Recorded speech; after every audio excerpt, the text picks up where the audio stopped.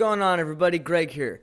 And let's cut into the movie I want to talk about, which is Scream. Scream came out in 1996 and was directed by the late, great Wes Craven. This amazing classic horror slasher film stars Neve Campbell as Sidney Prescott, Skeet Ulrich as Billy Loomis, Courtney Cox as Gale Weathers, David Arquette as Dewey, and Matthew Lillard as Stu. Let me first off start by saying that this movie is awesome. I love it. It's one of the most classic, iconic horror movies that we have to date. But I wouldn't necessarily call it a horror film, even though, yeah, it is a horror film. It's more of like a slasher murder mystery movie. Because on one hand, it's a slasher and a dicer and a killer. And then on the other hand, it's a mystery. Because you're trying to figure out who the killer is throughout this entire film. You're trying to figure out, is it the boyfriend? Is it the friend? Is it a girl? Is it a guy? You don't know. And the film gives you little hints here and there of who you think it might be. But then on the other hand, it just completely throws you off because every little thought that you have about who you think the killer is totally gets just slapped out of here. And they completely just make you think, okay, well, I thought it was this guy or I thought it was this girl, and now I got no clue. This is a great mystery film. The plot of Scream is basically just about a bunch of high schoolers, a group of specific high schoolers, seniors, who get terrorized and stalked by this guy in a mask. A white mask, and he's got a black hood and a gown. I mean, we've all seen Scream, right? The iconic ghost face. What's your favorite scary movie? Oh, I don't know. I like the guy with the claws for fingers. Freddy? Oh, yeah, that's him. And I just want to say, guys, I really, really love this film. It's one of my top favorite horror movies there is. It's great. I love it. I love the acting. If you want to talk about great acting, this movie actually has legit good acting, which you just don't get anymore out of a horror movie. I mean, you have Neve Campbell as Sidney Prescott, and she plays an amazing role. I can't imagine anybody else I would think to have be Sidney. And then you have Billy, and then you have Stu. And you come to find out that those two are the killers, and Billy is Sidney's boyfriend throughout the movie, and Stu is actually another character, Tatum, which I'm not going to talk about. That's her boyfriend.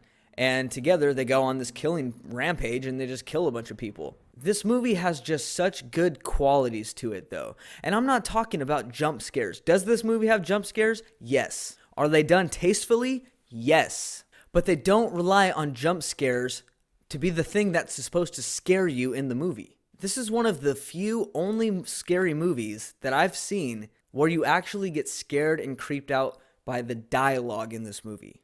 They don't just rely on somebody being like, go in the shower, here's a mirror, shut the thing, open it, shut it, no one's there, and then turn, jump scare. No, this movie actually has real dialogue that was actually written by Kevin Williamson. He's the writer of this movie, and it was actually written and thought out. Like, what would you want to hear that's scary? And let's talk about the iconic beginning scene of Scream. This is one of the most iconic openers of any horror movie. Debatable? Hit me up in the comments and debate me on that, and I will fight you to the death on that.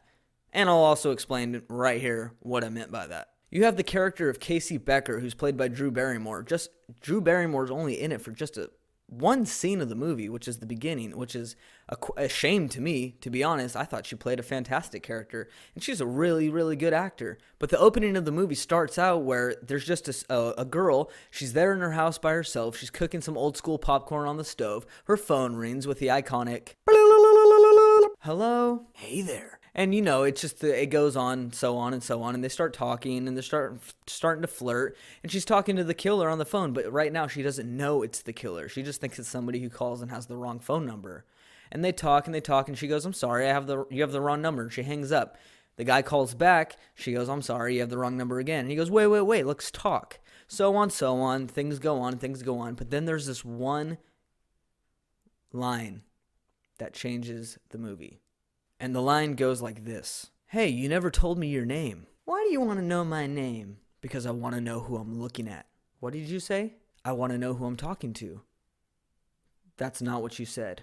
From that line right there, the whole movie changes. It goes from simple, innocent flirting on the phone with somebody to, you know, this girl's going down. And it's horrific. Whew! But as the movie goes on, the killer has creative ways that each person goes out. I mean, yeah, they get stabbed, and that's how every person dies. But it's cool. It's different. It's not just they pop out from behind a door every single time and stab you and rip your intestines out. No, they have a part where someone gets caught up from behind, or someone's in the garage getting killed, or someone is hiding behind the door and jumps out, or somebody jumps out of the closet, or somebody goes through a window. There's so many different creative ways that Ghostface the Killer gets in. And then the end of the movie is just fantastic. I love it. I love the whole scene with Sydney confronting Billy and Stu at the party when she realizes that they're the killers, both of them together. Oh my gosh. And Billy also says this line, and this is one of my favorite lines of the movie. Excuse me if I get this wrong, but I'm pretty sure it goes like this. Hey, Sydney, want to play a game? It's called Now You're Gonna Die! I hope that wasn't too painful to watch, but I love when he says that. It's so creepy and scary, and you know that this guy is full of seriousness. At the end of the day, is this a perfect movie? No, it's not a perfect movie. Is it a classic movie? Yes, it is a classic movie. And it's one that's going to go down in history forever. There's the iconic line of "What's your favorite scary movie?" said by Ghostface. What's your favorite scary movie? Oh my gosh. If you don't know that that's from Scream, I'm sorry. Give up on movie watching now, please. This film was so good. It had a sequel, number 2, and had a third one that made it a trilogy. And then 10 years later, it came out with Scream 4, which I know people bashed that movie. Honestly, I bought it on Blu-ray. I love it. I saw it opening night with my very good friend, and we wore our Scream masks. Let's get into the rating of Scream. I'm going to rate this a solid 4.5 out of 5. A lot of that has to do with preference, but honestly, at the same time, like I said, the dialogue is amazing. The suspense is really good. They don't just rely on jump scares. The acting is really, really well done. Every character in this movie is believable, and they have great chemistry. But there are a few gripes. I have 2 gripes that I'm going to say real quick. 1, there's a scene where Sydney and Tatum are shopping in a convenience store for some chips and salsa for the party they're going to have that night. And through the reflection of one of the windows, you can see Ghostface stalking them in the convenience store, full mask and gown. Like nobody saw that? Come on. Also, 2, there's one short scene where Sydney is in her high school and she's in the bathroom and she's just having a hard time. She's getting stalked by a killer.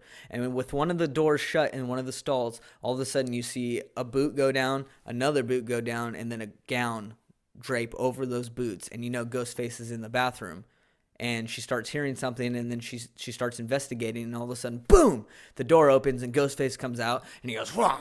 One of those things where he completely misses, and he goes over her, and she, ends up getting underneath him or tripping him or something, and she gets out of the bathroom, and she just starts running down the hall screaming. It's a gripe for me because no one heard that, or he or she was able to completely get out of costume in the women's bathroom and get out and leave, and no one saw that. Or how come Sydney didn't just run out and then stop and wait outside of the door? No one's going to kill her in the middle of an aisle. Come on, Sydney. You know that. But overall, I would definitely rate this a 4.5. I just wouldn't rate it a complete 5 just for those 2 gripes that I have. Other than that, it's a fantastic movie. It's almost a perfect horror movie in my opinion. I just love it to death. I always will. I even got a Ghostface mask hanging up in my studio. That's how freaking much I love this movie.